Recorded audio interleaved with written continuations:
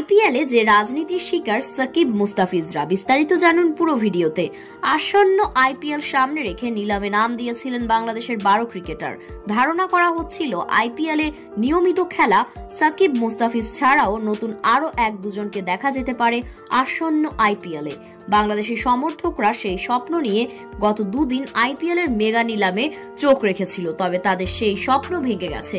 নিলামে নাম ডাকা হলেও মুস্তাফিজ ও রিশাদ হোসেনকে নিয়ে আগ্রহ দেখায়নি কোনো ফ্র্যাঞ্চাইজি। সাকিব সহ বাকি 10 ক্রিকেটারের তো নামটাও তোলা হয়নি নিলামে। গত মৌসুমে আইপিএলে চেন্নাইয়ের হয়ে দারুণ পারফর্ম করেছেন মুস্তাফিজ। 9 ম্যাচে শিকার করেছিলেন 14 উইকেট, খেলেছেন নিয়মিত। তবে সেই মুস্তাফিজকে আসরের মাঝপথে দেশে ফিরিয়ে আনে বিসিবি, যা ভালোভাবে নেয়নি মুস্তাফিজের দল চেন্নাই সুপার কিংস, যে কারণে সেই মৌসুমে ভুগতে হয়েছে চেন্নাইকে। এসব কারণেই এবার মুস্তাফিজকে নিয়ে আগ্রহ দেখায়নি চেন্নাই ও বাকি ফ্র্যাঞ্চাইজিগুলো।